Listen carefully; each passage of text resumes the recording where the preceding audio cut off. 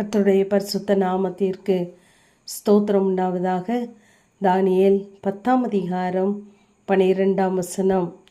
உன்னுடைய தேவனுக்கு முன்பாக சிறுமைப்படுத்துகிறதற்கும் உன் மனதை செலுத்தின முதல் நாள் துவங்கி உன் வார்த்தைகள் கேட்கப்பட்டது என்று தாவீதை பார்த்தது ஒரு தூதன் சொல்வதாக நாம் வாசிக்கிறோம். இங்கு தானியேல் 3 வாரங்கள், அதாவது 21 நாட்கள் அங்கு புசியாமலும் குடியாமலும் உபவாசிக்கிறதை நாம் பார்க்கிறோம். இப்பொழுது இந்த நேரத்திலே தானியேல் கர்த்தருடைய தரிசனத்தை பார்க்கிறார். அந்த தரிசனத்திலே கர்த்தருடைய வார்த்தையை கேட்கிறார். கேட்ட அவர் முகம் கவிழ்ந்து நித்திரை செய்கிறவனைப் போல அங்கு தரையிலே முகங்குப்புற விழுந்து கிடக்கிறார். அவனை தூக்கி வைத்து அவன் நடுக்கத்தோடு அங்கே எழுந்து நிற்கும் பொழுது அந்த தூதன் சொல்கிறார், பயப்படாதே, உன்னுடைய தேவனுக்கு முன்பாக நீ உன்னை சிறுமைப்படுத்துகிறதற்கு உன் மனதை செலுத்தின முதல் நாளிலே உன்னுடைய வேண்டுதல் கேட்கப்பட்டது, உன்னுடைய வார்த்தைகள் கேட்கப்பட்டது என்று சொல்கிறார். எப்பொழுது இந்த தானியேல் தன்னை தேவனுக்கு முன்பாக தாழ்த்தினானோ, சிறுமைப்படுத்தினானோ, அவன் உபவாசித்த நாட்கள் 21 நாட்களாக இருக்கலாம்.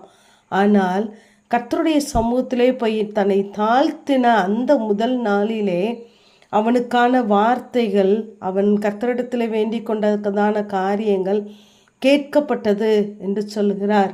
நம்முடைய வாழ்க்கையிலும் நம்முடைய வார்த்தைகள் தேவ சந்நிதியிலே கேட்கப்பட வேண்டுமென்றால் நாம் நம்மை தாழ்த்துகிறவர்களாய் இருக்க வேண்டும்.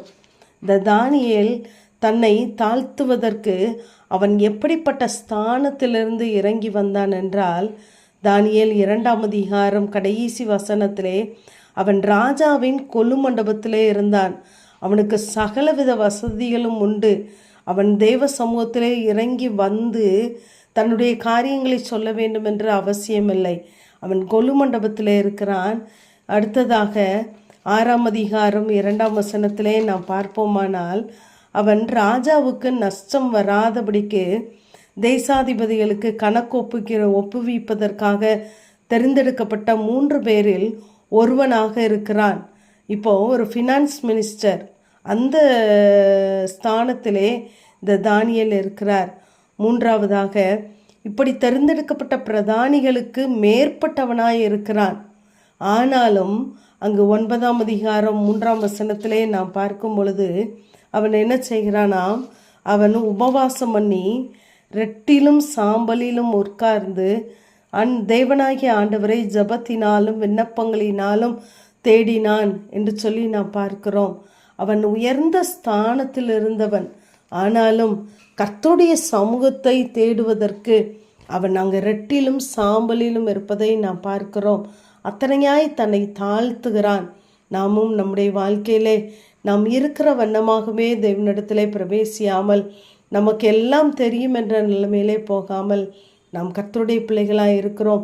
பிள்ளையாகவே நாம் பிரவேசிக்கும் பொழுது, நாம் தாழ்மையை தரித்து கொள்ளும் பொழுது கர்த்தர் நம்மை உயர்த்துகிறவராக இருக்கிறார். சவுல் கழுதையை தேடும்போது தன்னை தாழ்த்தினான். நான் சிறிய குடும்பம், நான் அற்பமான குடும்பம் என்று. ஆனால் கர்த்தர் ஒரு ராஜாங்கத்தை கொடுத்த பின்பு அவன் தேவனுக்கு பயப்படவில்லை, துணிகரமான காரியங்களை செய்தான் என்று சொல்லி நாம் பார்க்கிறோம். ஆனால் தாவீது கர்த்தருடைய சமூகத்திலே தன்னை தாழ்த்தினான். நான் இன்னும் தேவனுக்கு முன்பாக நீசனாவேன் என்று சொல்கிறார். அடுத்ததாக அங்கு மூப்பர்கள் இருக்கிறார்கள். அவர்கள் தங்கள் கிரீடங்களை பாதங்களிலே வைத்து அவர்கள் அங்கு தேவனை தொழுது கொண்டார்கள் என்று வெளிப்படுத்தல் 4ஆம் அதிகாரம் 10ஆம் வசனத்திலே வாசிக்கிறோம். இப்படி தாழ்மையை தரித்து கொண்டவர்கள் கர்த்தருடைய சமூகத்திலே உயர்த்தப்பட்டார்கள். நாமும் உயர்த்தப்பட வேண்டுமென்றால், நம்முடைய சத்தம் தேவ சந்நிதியிலே கேட்கப்பட வேண்டுமென்றால் நிச்சயமாக நம் தாழ்மையை தரித்து கொள்வோம். கர்த்தர் நம்மை உயர்த்துவார். ஆமேன். ஜபம். பிதாவாகிய தேவனே, குமாரனாகிய இயேசு கிறிஸ்துவின் நாமத்தின் மூலமாய் உடைய சன்னிதானத்திலே வருகிறேன். தேவனுக்கு முன்பாக சிறுமைப்படுத்துவதற்கு உன் மனதை செலுத்தின முதல் நாள் துவங்கி உன் வார்த்தைகள் கேட்கப்பட்டது என்ற வேத வார்த்தையின்படி கர்த்தாவே, இன்னும் நாங்கள் உமக்கு முன்பாக தாழ்மைப்பட கர்த்தர் உதவி செய்வீராக. இயேசுவின் மூலம் ஜெபம் கேளுங்கள் நல்ல பிதாவே. ஆமேன்.